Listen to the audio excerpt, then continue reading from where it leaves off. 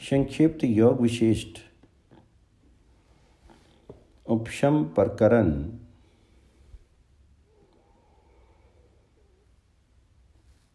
भगवान विष्णु का पाताल में जाना और शंख ध्वनि से प्रहलाद को प्रबुद्ध करके उन्हें तत्व ज्ञान का उपदेश देना। प्रहलाद द्वारा भगवान जी का पूजन। भगवान का प्रहलाद को दैत्यराज पर अभिषिक्त करके कर्तव्य का उपदेश दे करके क्षीर सागर को लौट जाना। आख्यान का उत्तम फल। जीवन मुक्तों के व्युत्थान का हेतु और पुरुषार्थ की शक्ति का कथन। श्री वशिष्ठ कहते हैं, वत्स राम, यो विचार करके सर्वात्मा भगवान श्री हरि शंख चक्र गदा पद्म और लक्ष्मी आदि पार्षदों के साथ अपने नगर क्षीर सागर से चल पड़े। वे उसी क्षीर सागर के तले के छिद्र से निकल करके प्रहलाद के नगर में जा पहुँचे। वहाँ उनने स्वर्ण में महल के मध्य में स्थित असुरराज प्रहलाद को देखा। भगवान विष्णु के तेज से प्रभावित होकर के वहाँ का सारा दैत्य समुदाय धूल की तरह उड़ करके उसी प्रकार अदृश्य हो गया जैसे सूर्य की किरणों से भयभीत होकर के वो लोग छिप जाते हैं। तब अपने परिवार सहित श्री हरि ने 2-3 प्रधान असुरों को साथ लेकर के प्रहलाद के महल में प्रवेश किया। उस समय वे गरुड़ के पीठ पर सवार थे। लक्ष्मी जी उन पर चवट ढुला रही थी। वे शंख चक्र गधा आदि अपने सजीव आयुधों से घिरे हुए थे और देवऋषि तथा मुनि उनकी वंदना कर रहे थे। वहाँ पहुँच करके भगवान विष्णु ने महात्मन समाधि का त्याग करके उठो यो कहते हुए अपना पांचजन्य शंख बजाया, जिसकी ध्वनि से सारी दिशाएं गूंज उठी। विष्णु भगवान के बलपूर्वक फूंकने से उस शंख से ऐसा घोर शब्द प्रकट हुआ जो प्रलय काल में एक साथ परिशुद्ध हुए मेघों और सागरों की गर्जना का के समान वेगशाली था। उस शब्द से भयभीत होकर के असुर समूह भूमि पर गिर पड़े और विष्णु भक्त भय रहित होकर के आनंदपूर्वक हर्ष मनाने लगी। प्रहलाद के शीर में प्राण और अपान का संचार होने से नाड़ी विवरों में संवेदन आरंभ हो गया। फिर तो जैसे वायु से पीड़ित होकर के कमल चंचल हो जाता है, उसी तरह उनका शीर स्पंदन युक्त हो गया तथा नेत्र मन प्राण और शीर सभी विकसित हो गए। इस अवसर पर भगवान श्री हरि ने ज्यों ही जागो ऐसा कहा, त्यों ही वह सचेत हो गया। तब कल्प के आदि में जैसे त्रिलोकेश्वर भगवान कमल योनि ब्रह्मा से कहते हैं, उसी प्रकार श्री हरि ने प्रहलाद से, जिसके नेत्र प्रफुल्लित हो गए थे, जिसे मैं प्रहलाद हूँ ऐसी पहचान हो चुकी थी और जिसके पूर्व स्मृति सुदृढ़ हो गई थी, यो कहना आरंभ किया। साधो, अब उठो, शीघ्र उठो और इस विशाल दैत्य राज्य लक्ष्मी का तथा अपने स्वरूप का स्मरण करो। अनग, तुम तो जीवन मुक्त हो, अतः राज्य शासन करते हुए ही उद्वेग रहित होकर के अपने इस शीर को कल्पांत पर्यंत कर्मों में प्रेरित करो। प्रलय के समय जब इस शीर का नाश हो जाएगा, तब तुम निर्तिश सच्चिदानंद घन परमात्मा के स्वरूप में निवास करोगी। ठीक उसी तरह जैसे घट के फूट जाने पर घट आकाश महाआकाश में विलीन हो जाता है।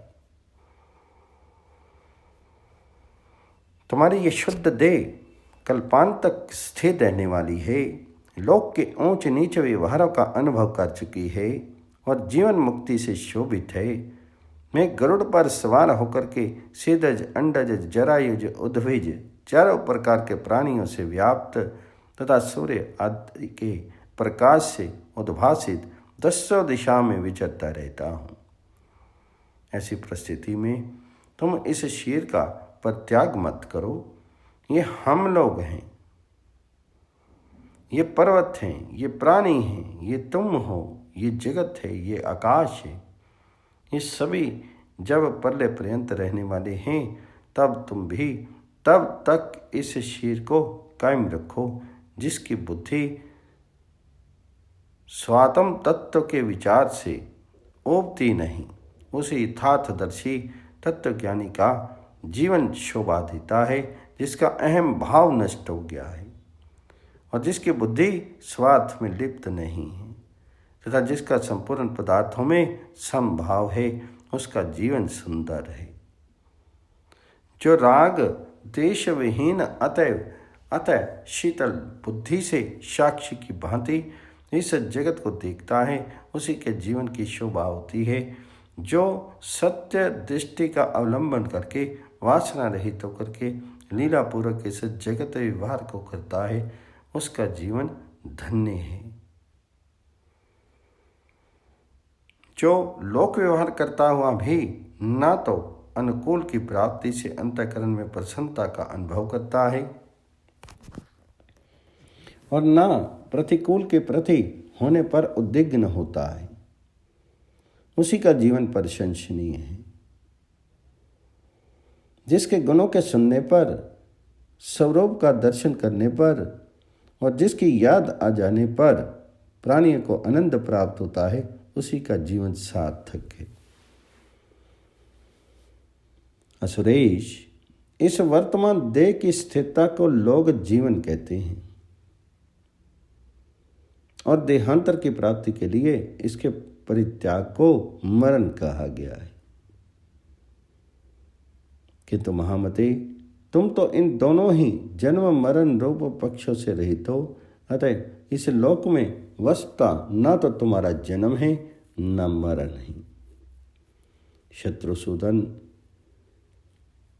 ये सब तो मैंने तुम्हें समझाने के लिए कहा है। सर्वज्ञ, तुम्हारा तो ना कभी जन्म होता है और ना तुम कभी मरते ही हो, क्योंकि तुम तो देह दृष्टि से सर्वथा रहित हो। इसी कारण देह में स्थित रहते हुए भी तुम विधेय हो। तुम्हें परमात्मा के यथार्थ स्वरूप का ज्ञान हो गया है, अतः तुम प्रबुद्ध हो गए हो। भला प्रबुद्ध हुए पुरुषों का शीर से क्या संबंध है? ये परिच्छिन्न देह तो केवल अज्ञानियों की दृष्टि में ही है, अर्थात देह मैं हूं, ऐसा अभिमान अज्ञानियों को ही होता है। तुम्हारी बुद्धि तो सर्वदा एकमात्र परमात्मा में ही लीन रहती है, अतः तुम चित्त प्रकाश से संयुक्त हो, इसलिए सब कुछ तुम ही हो। तत्वज्ञानी जीवन मुक्त पुरुष प्रलय काल में उत्पात सूचक वायुओं के बहने पर, प्रलय अग्नि के धधकने तथा परतों के ढह जाने पर भी नित्य परमात्मा में ही स्थित रहता है। संसार के सभी प्राणी स्थित रहें अथवा सब के सब चले जाएं, उनका विनाश हो जाए अथवा उनकी वृद्धि हो, तत्वज्ञानी तब परमात्मा में ही स्थित रहता है, उससे विचलित नहीं होता। परमात्मा इस शरीर का विनाश हो जाने पर ना तो नष्ट होता है, ना इसके वृद्धि कंत होने पर बढ़ता है, ना इसके चेष्टा करने पर चेष्टाशील ही होता है। तब इस देह को धारण करने वाला देही मैं हूँ। चित्त के ऐसे अज्ञान के नष्ट हो जाने पर मैं इसका त्याग करता हूँ अथवा नहीं करता, ऐसी निरर्थक कल्पना क्यों उत्पन्न होती है? तात, जिन्हें तत्व ज्ञान की प्राप्ति हो चुकी है, उनके हृदय में मैं इस कार्य को समाप्त करके इसे करूँगा और इसका त्याग करके इसे छोड़ूंगा, ऐसे संकल्पों का सर्वथा अभाव हो जाता है। ज्ञानी पुरुष इस जगत में शास्त्रोक्त और कर्मों को करते हुए भी कुछ नहीं करते और उसका कभी भी अनुष्ठान ना करने पर वे ऐसा अकर्ता रूप से ही स्थित रहते हैं।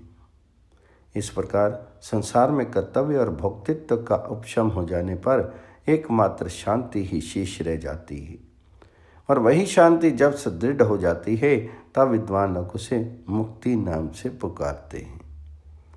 ग्राह्य ग्राहक संबंध का विनाश होने पर परम शांति का उदय होता है। वही शांति जब स्थिरता को प्राप्त हो जाती है तब मोक्ष नाम से कही जाती है। जिनका चित्त परमात्मा में ही संलग्न है, ऐसे ज्ञानी जन संसार के रमणीय विषय भोगों के प्राप्त होने पर न तो प्रसन्न होते हैं और न मन के विपरीत दुखों के आज पड़ने पर उद्विग्न ही होते हैं, अर्थात सुख दुख में उनकी समान स्थिति बनी रहती है। महात्मन, तुम परमात्मा के परम पद में स्थित होकर के ब्रह्मा के एक दिन इस कल्प के अंत तक इस पाताल में ही विविध गुणों से युक्त राज्य लक्ष्मी का उपभोग करके अविनाशी परम पद को प्राप्त हो। श्री विशेष जी कहते हैं, रघुनंदन, जब जगत रूपी रत्नों के आकार तथा त्रिलोक्य रूपी अद्भुत पदार्थों का प्रदर्शन करने वाले भगवान विष्णु ने चंद्र किरण सदृश शीतल वाणी द्वारा इस प्रकार कहा, तब जिनके नेत्र कमल आनंदवश प्रफुल्लित हो गए उठे थे तथा जिन्होंने मनन कर्म ग्रहण कर लिया था, उसी धैर्यशाली प्रहलाद नामक देव ने हर्षपूर्वक यो कहना आरंभ किया। प्रहलाद ने कहा, भगवान, आपकी कृपा से मुझे तत्व ज्ञान द्वारा भली भांति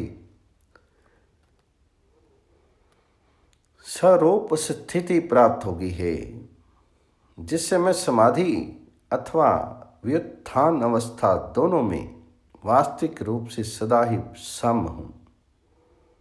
देवादिदेव, मैंने चिरकाल तक विशुद्ध बुद्धि द्वारा अपने हृदय में आपका साक्षात्कार किया है। देव, सौभाग्य की बात है कि अब पुनः बाहर नेत्रों से भी आपका प्रत्यक्ष दर्शन कर रहा हूं।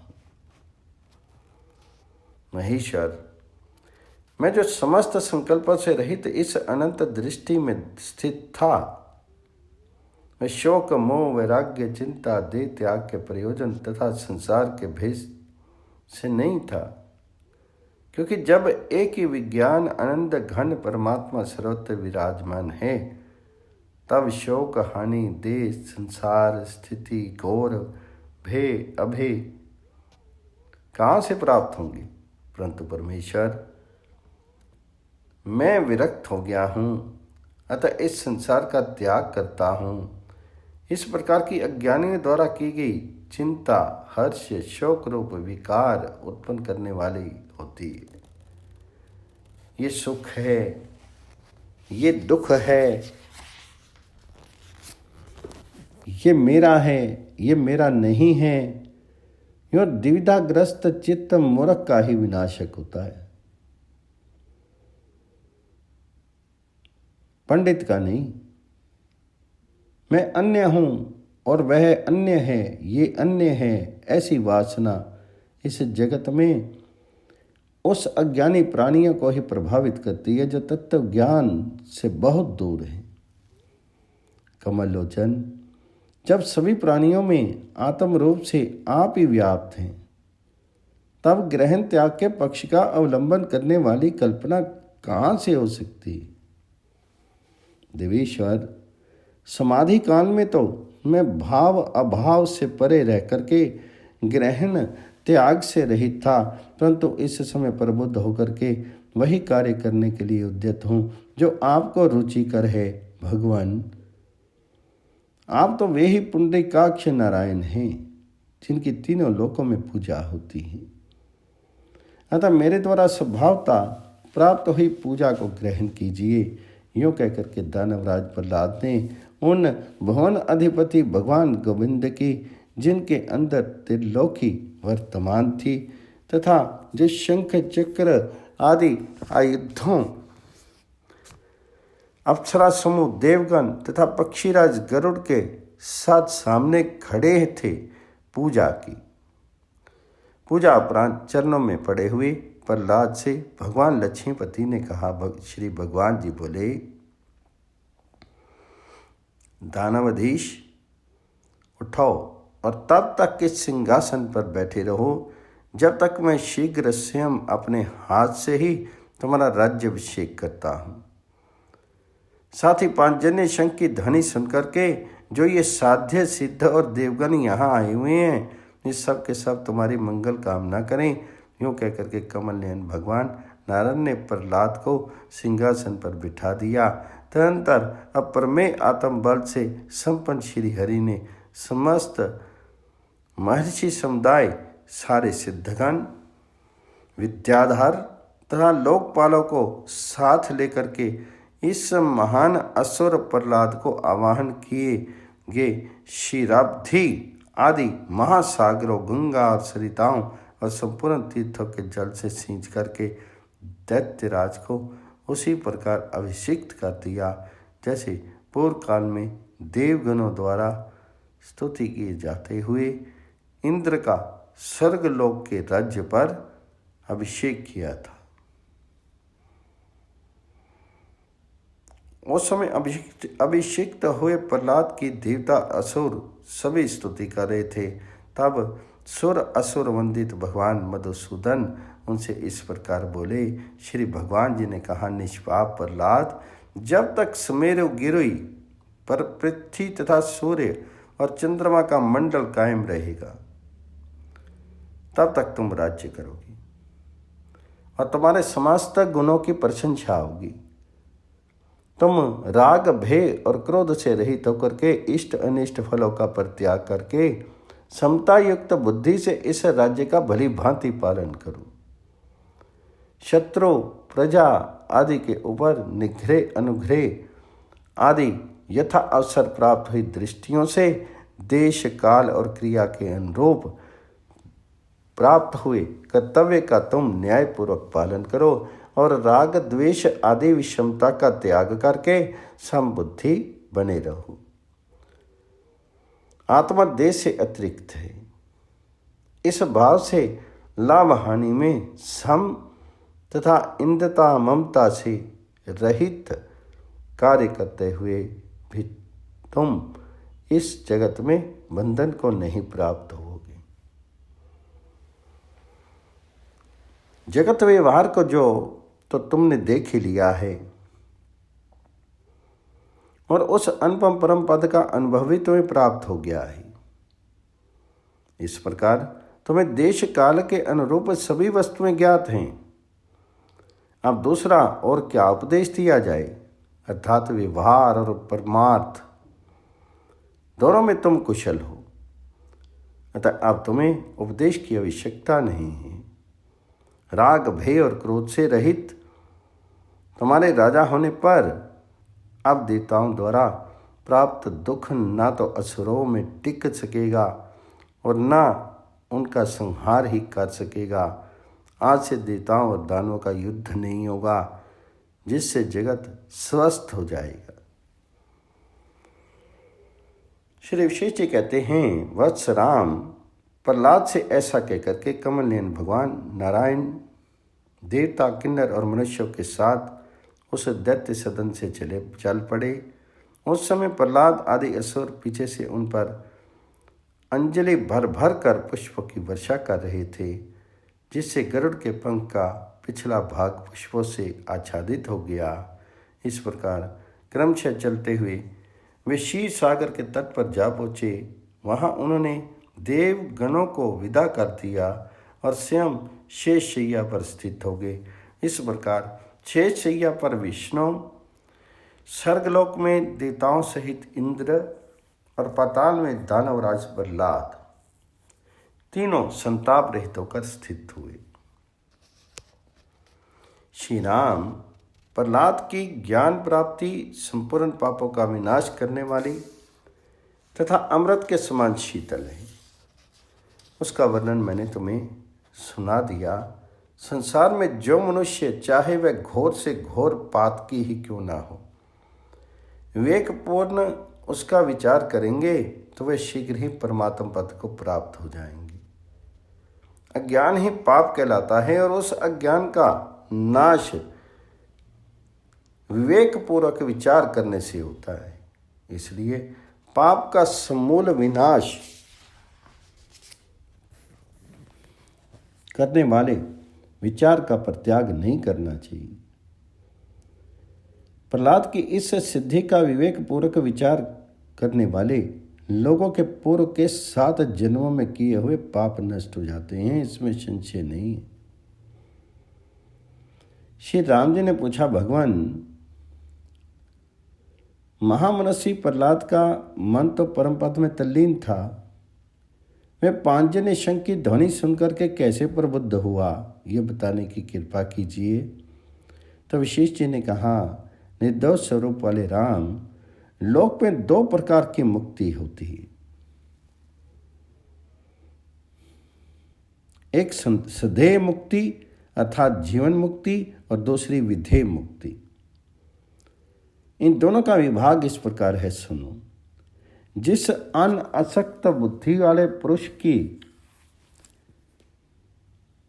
इष्ट अनिष्ट कर्मों के ग्रहण त्याग में अपनी कोई इच्छा नहीं रहती, अर्थात जिसकी इच्छा का सर्वथा अभाव हो गया है, ऐसे पुरुष की स्थिति को तुम जीवन मुक्त अवस्था सदैव मुक्ति समझो। फिर देह का विनाश होने पर पुनर्जन्म से रहित हुई वही जीवन मुक्ति विधेय मुक्ति कही गई है। श्री राम, जिन्हें विधेय मुक्ति की प्राप्ति हो गई है, वे फिर जन्म धारण करके दृश्यता को नहीं प्राप्त होते। ठीक उसी तरह जैसे भुना हुआ जीव जमता नहीं है। महाबाहु राम, प्रहलाद के अंतःकरण में शुद्ध सत्यमयी वासना स्थित थी।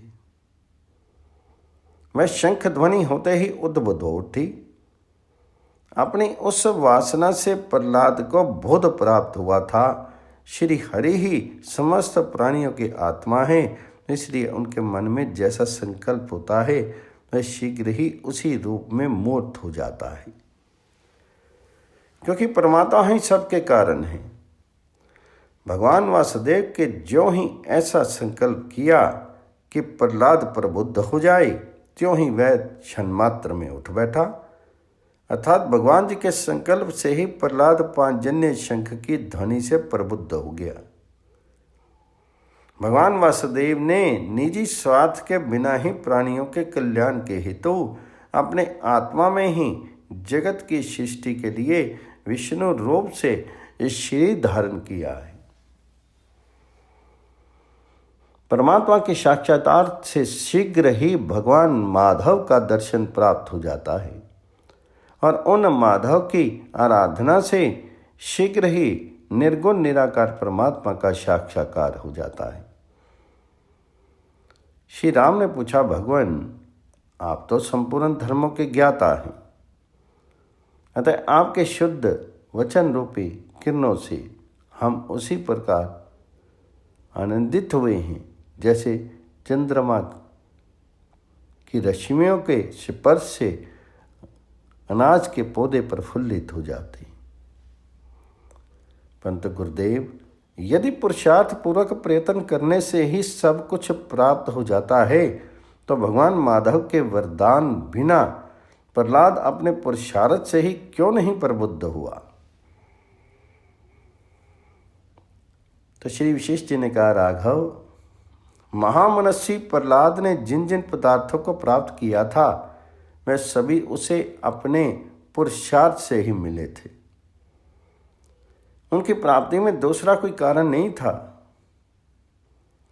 क्योंकि प्रहलाद ने परम पुरुषार्थ से जो भक्ति की उसी से भगवान जी ने उसको वर दिया। इसलिए भगवान जी का वर मिलना भी अपना पुरुषार्थ ही है। जो विष्णु है वही सबका आत्मा है और जो सबका आत्मा है वही विष्णु है। इस प्रकार पुष्प और उसकी सुगंध की भांति आत्मा और नारायण भिन्न नहीं है। पहले प्रहलाद नामक आत्मा ही अपने आप अपनी परम शक्ति से ही विष्णु भक्ति में नियुक्त हुआ। फिर उसने स्वातंभूत विष्णु से ही स्वयं ही ये वर प्राप्त किया और स्वयं ही अपने मन को विचारशील बनाकर स्वयं ही आत्मज्ञान का प्राप्त किया। इस प्रकार कभी तो आत्मा अपने आप ही अपनी शक्ति से प्रबुद्ध हो जाता है और कभी भक्ति रूपी प्रयत्न से प्राप्त होने वाले विष्णु रूप से प्रबोधित किया जाता है। इसलिए किसी को जहाँ कहीं भी जो कुछ प्राप्त होता है वह सब उसे अपने समर्थ रूप प्रयत्न से ही मिलता है। कभी भी किसी अन्य कारण से उसकी प्राप्ति नहीं हो सकती। सर्ग 39 से 49 तक समाप्त।